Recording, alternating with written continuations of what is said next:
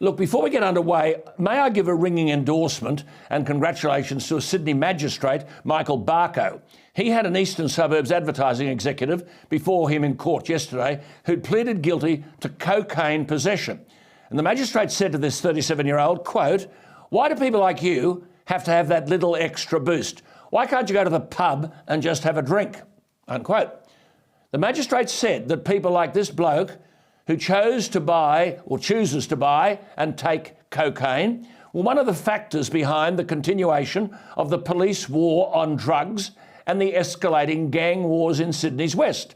The magistrate said, "It is because of well-educated people like you who continue to take cocaine," unquote.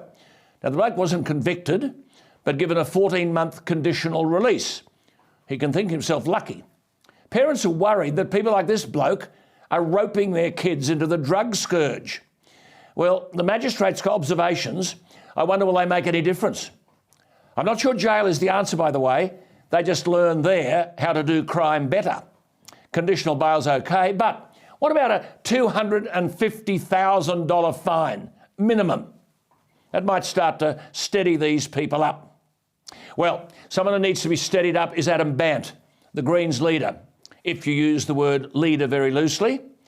As you know, at a press conference on Monday, Bandt refused to stand in front of the national emblem, the Australian flag. This was on the same day that hearings in the Royal Commission into veteran suicide resumed in Townsville, investigating the suicide of men and women who fought under the Australian flag. On that very same day, Bandt dishonoured and disowned the very same flag.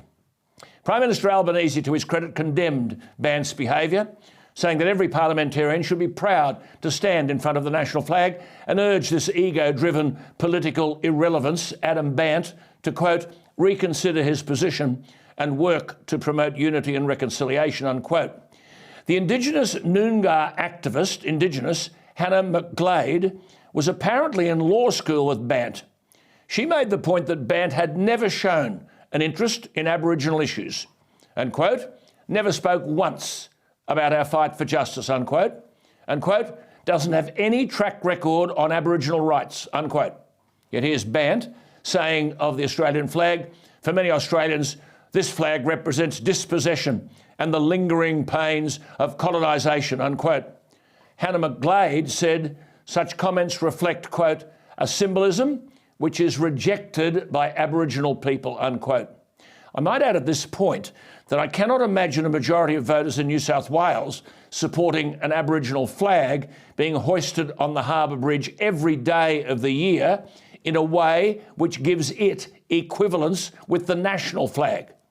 Now, of course, the $25 million is an outrage in itself, but unless we promote one nation, one national flag, then the unity Anthony Albanese said he was seeking on the night he won the election will be completely elusive.